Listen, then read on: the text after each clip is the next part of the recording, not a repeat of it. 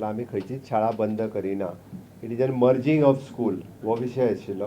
त्या खातीर सांगलां आमी पेरंट्सांक आनी टिचर्सांक विश्वासान घेवन करपाचें आसा. आमकां शाळा बंद करपाची ना. परत सांगता शाळा खंयचीच बंद मर्जिंग ऑफ स्कूल म्हटलां आमी. 2 शाळा खंयच्यो 1 किलोमिटराचेर जर 2 शाळा आसात त्या पेरंट्सांक टिचर्सांक विश्वासान घेतले.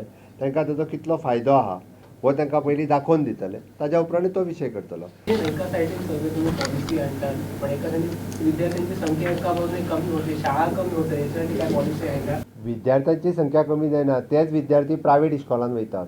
दुसरे कडेन वतना एडेड स्कुलाची गव्हर्मेंटानूच परमिशनां दिल्या पळय न्हू रे थंयसर वता. पूण आमी हे फावटी आमी गव्हर्मेंट स्कुलाचेर फोकस केला आनी गव्हर्मेंट स्कुलाची आतां आमची टिचर भरती सुरू जावपाची आसा. गव्हर्मेंटाचो स्टाफ, टिचर भरती, इन्फ्रास्ट्रक्चर सगळें दीत आसा. आनी ताकाच लागून कशें आसा तुवें जो सांगलो पळय न्ही बसी ज्यो आसल्यो पळय न्ही त्या बसींचो मिसयूज करून एडेड स्कुलांनी भुरगे आयल्या. गांवांतले इस्कॉल बंद उडयल्या. तेच बसीन आमी जी 3 किलोमिटर म्हटलेलो तो 15 किलोमिटर बस चलयता आनी पयशे भुरगे हांगा हाडटा.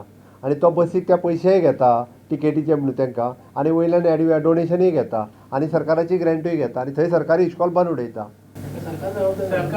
म्हणून तुका सांगलें हांवें ताकाच लागून सरकार जबाबदार म्हळ्यार उरलेले परत रस्त्यार येतले.